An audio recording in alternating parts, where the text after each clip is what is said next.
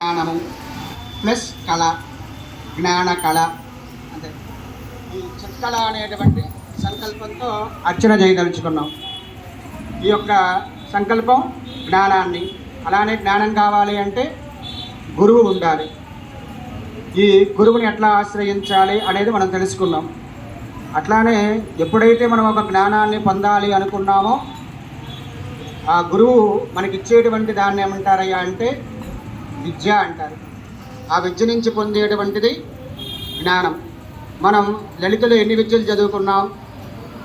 బ్రహ్మ విద్య, మహావిద్య, శ్రీ విద్య, అలానే కాకుండా దశ విద్యా దేవతలు అని కూడా, దశ మహావిద్యలు అని కూడా చదువుకున్నాం. అంటే ఇలాగ అనేక రకాలైనటువంటి విద్యాస్వరూపిణిగా అమ్మవారు బాసిల్లుతూ ఉంది.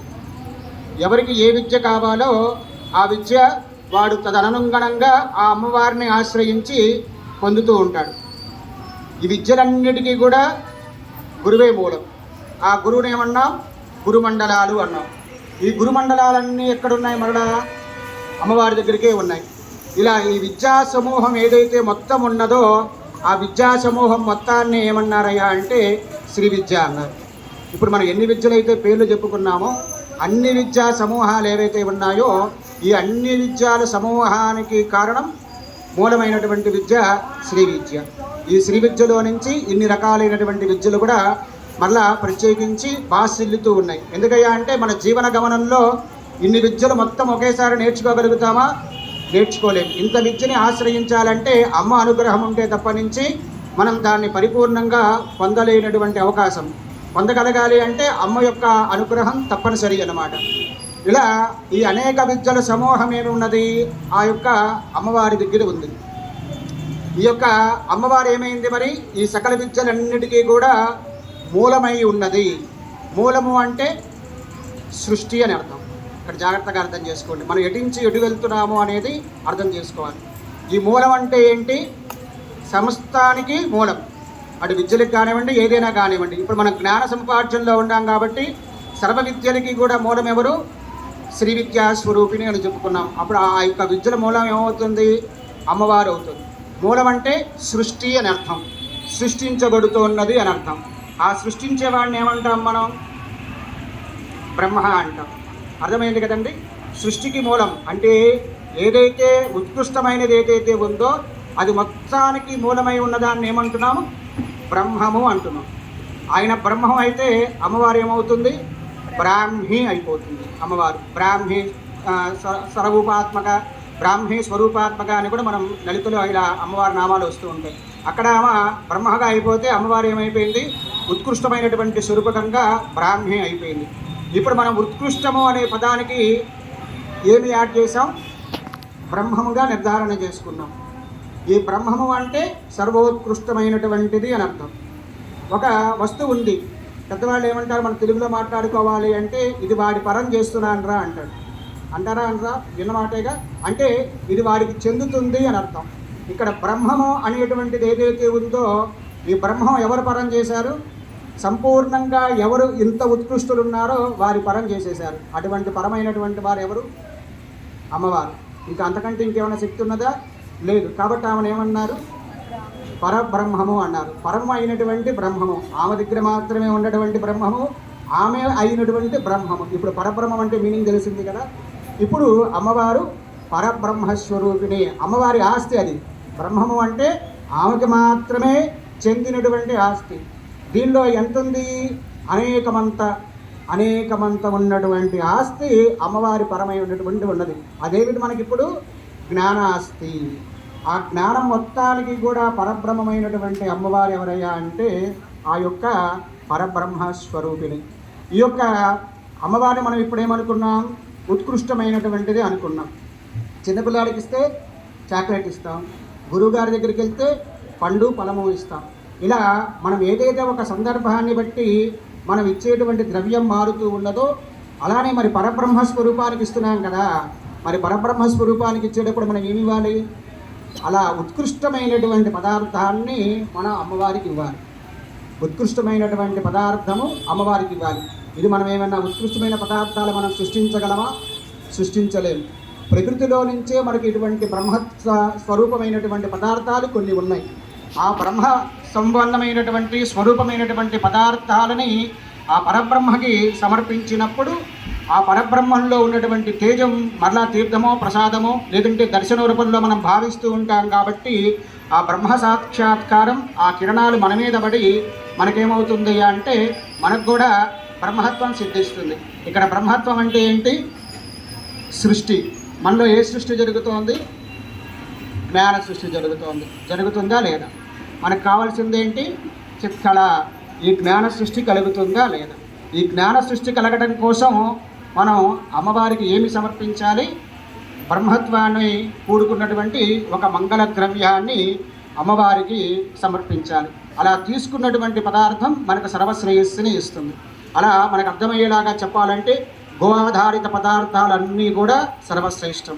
ఈ గో ద్వారా వచ్చినటువంటి పదార్థము మనం మిగతా కార్యక్రమాల్లో కూడా, అంటే శుభకరమైనటువంటి కార్యక్రమాలు అశుభకరమైనటువంటి కార్యక్రమాల్లో కూడా వాడతాం. మిగతా దేన్నైనా సరే తాకితే శోచ ధర్మాలు కొన్ని ఉంటాయి, కానీ నెయ్యికి పెరుగుకి ఎప్పుడైనా తాకచ్చు. ఏ విధంగా తాకినా సరే బ్రాహ్మణుడు కూడా మీరు ఏ చేతితో ఎటువంటి వాడు ఇచ్చినా ఈ నెయ్యి పెరుగు తీసుకెళ్తూనే ఉంటాడు. ఎందుకంటే వాటికి శోచ ధర్మాలు లేవు, అంటే అంటూ అనేది దానికి వర్తించదు. అంత బ్రహ్మాత్మమైనటువంటి పదార్థాలు. ఇలాంటి పదార్థాలు మనం ఆ పరబ్రహ్మకి సమర్పించినప్పుడు మనకు ఆ బ్రహ్మ సాక్షాత్కారం అనేటువంటిది అవుతుంది. అలానే ఈ సృష్టి క్రమంలో నీటిలో తీసుకుంటే మనం ఏమంటాం? ఎక్కడున్నా సరే గంగాజలం, గంగను తీసుకురారా అంటారు పెద్దవాడు. ఏదైనా కాలధర్మం చెందినప్పుడు కొంచెం గంగ వైరా అంటారు. అంటే ఏంటి? ఆ స్మరణం చేత మాత్రమే దానికి అంత పవిత్రత వస్తుంది. ఇది వస్తుందా రాదా అంటే ఖచ్చితంగా వచ్చి తీరుతుంది. దీనికి ఉదాహరణ ఏంటి అంటే మన ఇంటి మీద ఎప్పుడైనా అసలు ఏమీ ఆధారం ఉండదు, ట్యాంకీ మీదో గోడ మీదో చెట్లు మొలుస్తూ ఉంటాయి, అందరూ చూసే ఉంటారుగా. అసలు ఆ చెట్టుకి ఆధారం ఏంటి? ఆ చెట్టు ఎక్కడి నుంచి ఎక్కడికి ఎలా వచ్చింది? దానికి కావాల్సిన ఆధారమైనటువంటి విత్తనం ఎక్కడి నుంచి వచ్చింది? ఎలా వచ్చింది? మన దగ్గరికి ఆన్సర్ లేదు.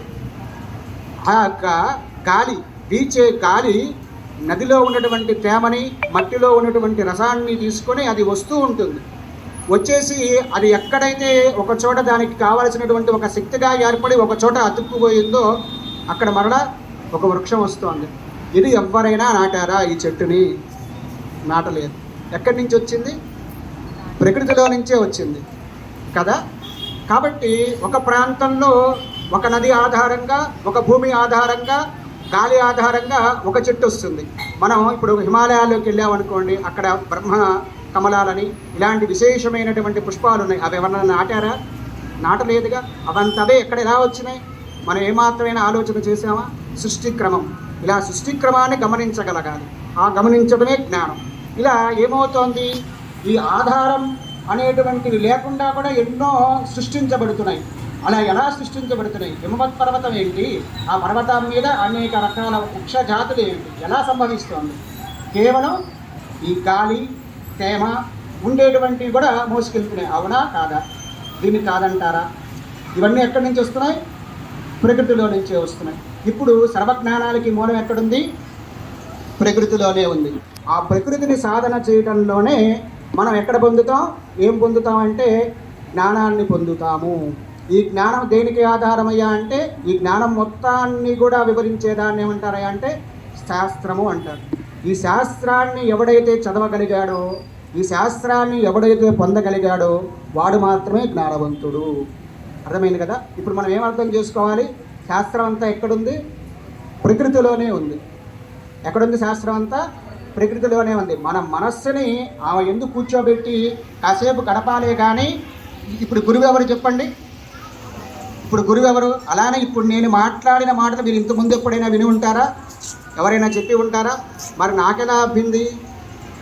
కన్ఫర్మ్ అక్కడ కూర్చున్నాం కాబట్టి ఆ ప్రకృతి స్వరూపమైనటువంటి ఆ దేవి ప్రసాదించింది, అంతే జ్ఞానం. కాబట్టి ఇటువంటి జ్ఞానాన్ని మనం పొందాలి అంటే ఆ పరబ్రహ్మాన్ని ఆశ్రయించాలి. ఆమె ఎలా ఇస్తుంది మనకు?